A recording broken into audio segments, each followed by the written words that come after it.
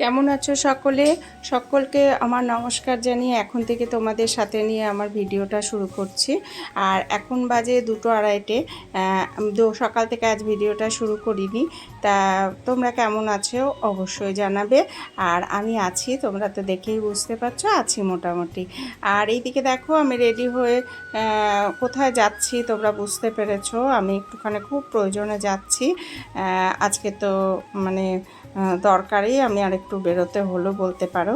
তার সাথে মেয়েকে নিয়ে পথে বেরিয়ে পড়লাম। আর আজকে দেখো আমাদের তিলকতমা কলকাতা, কত রাস্তাঘাট ফাঁকা, বেশ ভালো লাগছে অনেক দিন পর একটু ফাঁকা ফাঁকা রাস্তা দেখতে।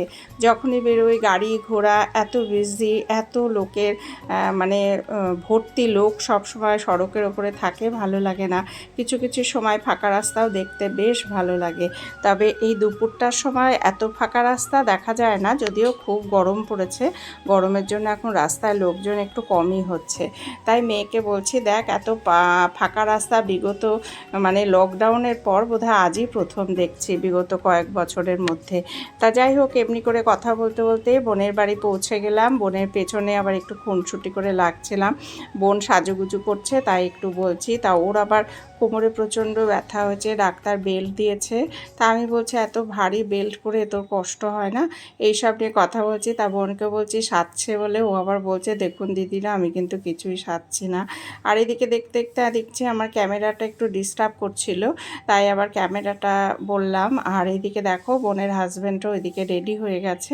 তা আমরা সকলে মিলেই বেরোচ্ছি, বোনের শাশুড়িও যাচ্ছে, ছেলেও যাচ্ছে, সবাই মিলেই যাচ্ছি।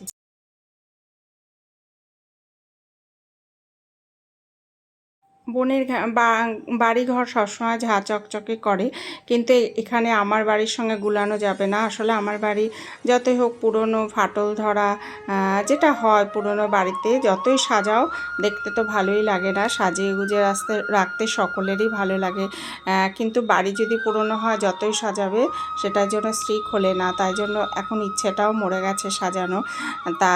তাও সাজিয়ে রাখতে হয়। আমরা বলি না, যেখানে বাসস্থান, যেখানে আমরা থাকবো সেখানে স্বর্গ করেই রাখাটা উচিত।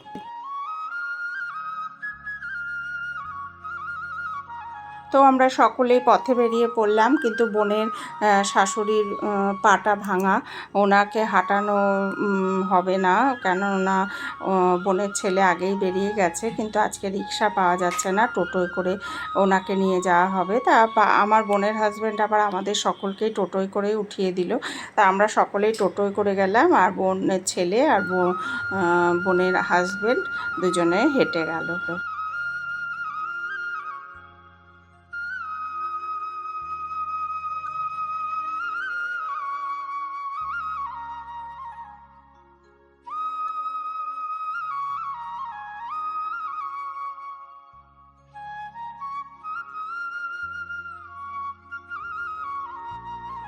এত গরমে সকলেরই তো অবস্থা খুব খারাপ। তাই ভাবছি যে এই গরমে যারা ধরো এই যে রোদের মধ্যে কাজ করে, তাদের কত কষ্ট। আমরা একটু হেঁটে চলেছি, ঘেমে যাচ্ছি, তাতে আমাদের কত কষ্ট সেটাই ভাবছি। মানুষের এত কষ্ট, এত গাছপালা হীন শহর হয়ে গেছে, তাই জন্যই হয়তো এতটা গরমের কষ্ট। তা যাই হোক, বোনের শাশুড়ি আর বোনের ছেলে বেরিয়ে গেল আমাদের কাজ মিটে যাওয়ার পর, আর আমরা আমাদের মতন হেঁটেই যাচ্ছি। আর এবার ওর নাতি ঠাকমাকে নিয়ে চলে গেল, ওনার নাতি। না না, যাবো না, আমরা ঘুরে টুরে তো ভাইয়ার বাড়ি গিয়ে চা খাবো, চা খেয়ে তারপরে যাবো। কিছু কিছু সময় দেখবে সব সময় মনের কষ্ট নিয়ে তো বসে থাকা উচিত নয়। কিছু কিছু সময় ভালো লাগে পরিবারের সাথেও কাটাতে, কিছু কিছু সময় সকলকে নিয়ে কোথাও যেতেও ভালো লাগে। আর আমি তো সেই অর্থে কোথাও যাই না, আমার তো খুবই ভালো লাগে। আর এইদিকে দেখো আমার ঘরের পরিবেশ, 3 দিনের কাপড় জমা হয়ে পড়ে আছে। এটা নেক্সট ডে মর্নিং না, সেই দিনের মানে বিকেলবেলারই পরিবেশ। আর এইদিকে দেখো বাড়িতে আসার পর কিছুই করিনি, এই কাপড় কটা ভাঁজ করতে হবে।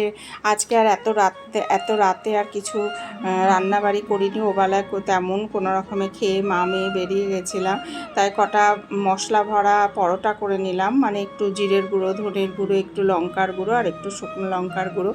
আর এটা নেক্সট ডে নাইটের ভিডিও বন্ধুরা, সেদিন রাতে আর তোমাদের সামনে আসা, ওই খাবারটুকুই যা তৈরি করেছি আর আসা হয়নি। আর এটা আবার নেক্সট ডে নাইটে শরীরটা হঠাৎ খুব খারাপ করেছিল আর ওঠাও হয়নি সারাদিন। আর সকালবেলায় সব বাজার হাট করে নিয়ে এসে সব কেটে কুটে নিলাম, আর রাত্রেবেলায় করবো এই রান্নাগুলো, তা এখন রাত্রিবেলায়, সকালে আর করা হয়নি। তা ডিমের ঝোল, সয়াবিনের তরকারি এগুলোই করব। আর ডিমের ঝোলটা খুব সুন্দর হয়েছিল। আর এমনি ধরনের ডিমের ঝোল খেতে কে কে ভালোবাসো বলবে, একটুখানি আলুর দমের মতন ডিমের ঝোল, বেশ সুন্দর হয়েছিল, খুবই টেস্টি। আর এদিকে লেবুগুলো বাপের বাড়িতে নিয়ে যাব, তাই তুলে রেখেছি। আর আমার মেয়ে কী করেছে, টিউশনির থেকে টাকা পেয়ে আমার জন্য জুতো এনেছে। আমার জুতোটা যেহেতু ছিঁড়ে গেছে, আর আমি জানি না কবে ওর কাছে আমি বিরিয়ানি খেতে চেয়েছি, ওই দেখো বিরিয়ানি এনে হাজির করেছে। আর আমি বাইরের খাওয়া একদমই পছন্দ করি না। আর এইদিকে বললাম না রান্নাবাড়ি করছি, তা অনেকটাই রাত হয়েছে, প্রায় 10টা। তা আমি ওই যে একসঙ্গে সব কি করলাম বলো তো, একসঙ্গে সব মশলা আলু ঠালু কষিয়ে হাফ হাফ করে রেখে দিচ্ছি, হাফ তরকারি তুলে রেখে দিলাম, ওটা কালকে বানাবো। আর আজকে শুধু ডিমটা করব, কেননা আমি আবার একটু বাপের বাড়ি বেরিয়ে যাব। তা বাপের বাড়ি যাওয়ার আগে মেয়েকে তো আমি রান্না করে দিয়ে যাই, তাই জন্য ওর জন্য খানিকটা করে রেখে আমি চলে যাব। আর এই দিকে দেখলাম কষানোটা হয়ে গেছে, আর এত সুন্দর একটা স্মেল বেরিয়েছে, তোমাদের মানে কি বলবো, দেখাতে পারছি না স্মেলটা, সত্যি অপূর্ব স্মেলটা। তা যাই হোক, বলে না যে ঘ্রাণেনও অর্ধ ভোজনও, কী যেন বলে, বেশ কথাটা ভুলে গেছি, সংস্কৃতি শ্লোক ভুলে গেছি, অনেক কাল আগে পড়াশোনা করেছি। আর এইদিকে দেখো আমার ডিমের ঝোলটা হয়ে গেল, আর অপূর্বই হয়েছে ডিমের ঝোলটা। তা বন্ধুরা, আজকে ভিডিওটা আর বেশি বড় করব না, তোমরা কিন্তু দেখবে, পাশে থাকবে, সাথে থাকবে, যেমন করে কমেন্টস করছো, এমনি করে কমেন্টস করো। পরের ব্লগে আমাকে যারা যারা কমেন্টস করছো আজ পর্যন্ত, সবার নাম আমি নেব।